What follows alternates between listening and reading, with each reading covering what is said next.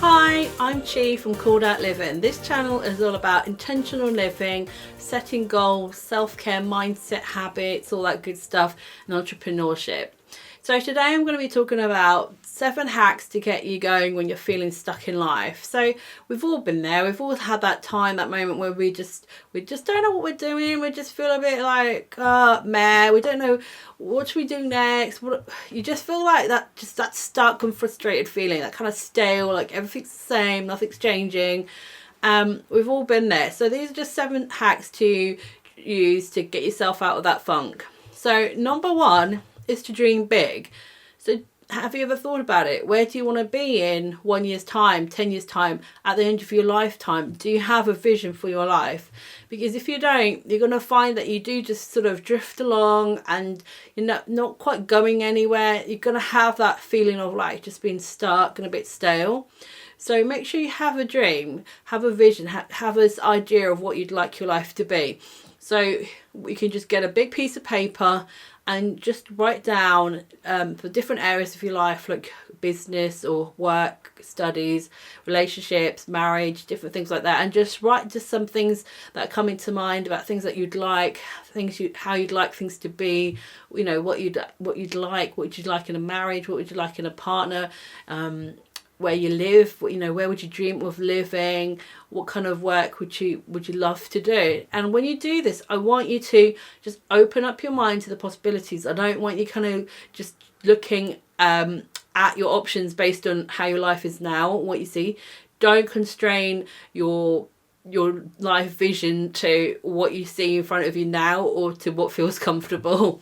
Because otherwise you're going to keep it small, and that's not going to help you get unstuck. It's just going to keep you feeling like small and constricted and just getting stuck where you are. So just open it up. What are all the possibilities out there? Just write them down. Just have fun with it. Don't get too bogged down on the details of how you're going to do it, when you're going to. Just write all these ideas down. Number 2, get clear. So you've got the sort of kind of ideas, and you've got this maybe big picture, like this dreamy image in your mind of sort of how you'd like things to be in certain areas of your life. Now we want to get those details. We want to bring it in. We're going to get some specificity to it. So one thing you could do that's really helpful in this is to rate where you are now, how life is now in different areas. So I've got 10 areas. We can pick whichever ones you want, but I think 10 is a good amount. You don't want to have too many because it can feel too complicated. But if you want, you can even simplify it to like just 4 or 5 main areas. So again, just some ideas: money, fun, hobbies, faith, spirituality, work, business, vocation, studying, relationships, family, love relationships, community, environment, like where you live. That could be from your home to the city or town. So those are just some ideas, and rate where you think you are now, and that's just going to help you kind of see, okay, where is it that is not quite where I want it to be. All right, I'm not quite happy with my friendships. I haven't really invested in those recently. I haven't been going out with the girls. I've just been kind of working late and coming home and just sort of mulching on the sofa. So it can help you to see what it is that's actually making you feel that stuck and stale feeling. Because oftentimes if we're feeling unsatisfied in one area of our life, it kind of spreads over into everything, and we don't see things clearly. It ends up just clouding how we see things. So everything's bad, everything's like terrible, and it's only because one area isn't quite how we'd like it. So if we figure out what is it, by doing this review, that just kind of helps you go, okay, I need to put a bit of focus into my friendships. Okay, I need to, who are those 3 girls that I want to, you know, spend more time with, want to build into their life and them into mine. So that is number 2, get clear. Number 3 is reverse engineer.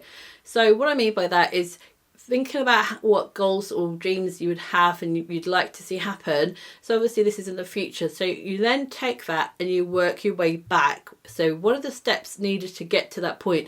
So step number 10 is you want to work for yourself, start a business, replace your income. So what needs to happen before that? Well, number 9, you need to have a flourishing business.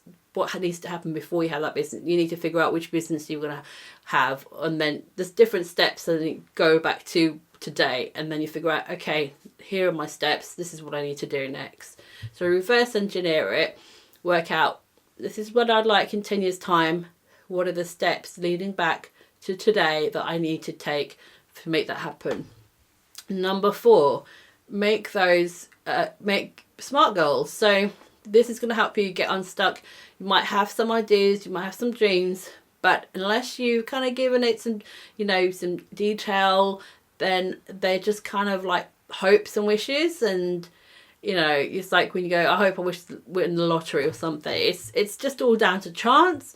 Well, you don't need to wait for chance. You can actually make change yourself. So make these goals into SMART goals. So specific, measurable, attainable, relevant, or some people use the word resonant. So do I resonate with this goal?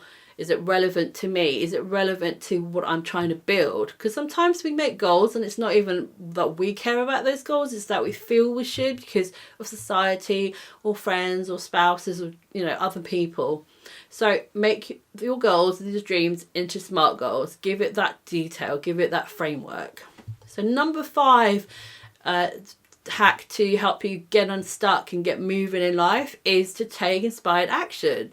So you can have all the plans in the world, you can write them down, you can think about them, but unless you actually take action, there's nothing's going to change. It's going to be the same. It might feel good when you're looking at your list and thinking about it, but unless you take action, nothing changes. So take inspired action. So look at what's the next thing you could do. Okay, you've got maybe these ideas and they feel kind of big, they feel kind of scary, but what can you do next? You've worked out a plan of reverse engineering it. So you're taking it in really micro now. What can I do in the next 48 hours? What is the next step I can take in the next hour? What's the next step I can take right now? Maybe it's a 5-minute task or a 10-minute task. The thing is, we kind of like this, like having big ideas and taking big action, and then it gets overwhelming and then we do nothing about it. So make it so simple that you can't say no. Make it so simple that you can't help but do that next action. Really bring it down, bring it right back in. What can I do? What 5-minute action can I do next that's part of making things happen? So that's number 5, take inspired action. Number 6 is to check in and review. So you've got plans, you've got dreams, you've got plans, you've reverse engineered it, you've got the steps. Okay, how are you doing? Because it's easy to find that we leave it a couple months and we don't really know how we've been doing. We don't know what progress we've made. We haven't tracked it. Say you've got a goal that has a number to it. You haven't tracked it. You don't know what happened in March. You don't know what happened in February. Or you're trying to build some habits that are going to help you reach a goal, and you think back, you think, how did I do this last month? And you just really have no clue because you haven't written it, you haven't tracked it in some form or checked in. So check in. Also, checking in often is going to help you realize where it's not working, where it's going wrong. Because you know what, when you do something new, it's not going to work out straight away. There are going to be tweaks and changes you need to make. So make sure you check in often, and then that you can just tweak it, you can change it, you can just be like, that's not working, that just doesn't work for us. Maybe you've got kids, you've got commitments, and you think it will work, but then when you start actually trying it, you realize that's just not going to work. So you need to change it. That's the beauty of review. It just helps you to like tweak and get back on the right path. And number 7 is taking care of yourself, mind, body, and soul. So you're working on your goals and you're setting new habits and you're being consistent, things like that. But if you're not taking care of your mind and your body and your soul, you're going to get burnt out. You're going to feel just exhausted, tired, mentally worn, emotionally raw. So you've got to do those things that are igniting your your soul, your spirit, how you that kind of feeling, that inner feeling. If it's prayer, or if it's meditation, or if it's doing something good for someone else. And then things like for your mind could be journaling, some painting, drawing. That's quite relaxing for your mind.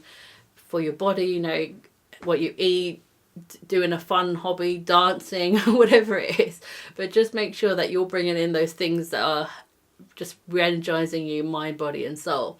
So I hope you found those 7 tips or hacks really helpful. Number 1, dream big. Number 2, get crystal clear. See how your life is now, right where you are. Number 3 is reverse engineer that outcome. So you know your goal, working backwards what needs to happen. Number 4, you're turning those steps or those goals into SMART goals. So you give in detail. Number 5 is take inspired action. So break down the steps into small doable steps that don't feel overwhelming. What's the next thing you can do? Number 6, check in regularly, review regularly. Once a week's great. At the end of each evening if you want.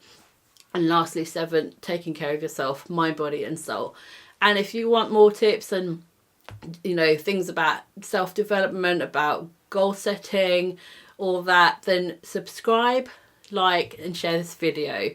I've got a little treat for you. If I've got a free goal planning printable, and I've also got a self-care one in my VIP newsletter hub. So if you're on my newsletter, you get access to this hub. There's like over 30 printables in there to do with planning and mindset and goals and things like that.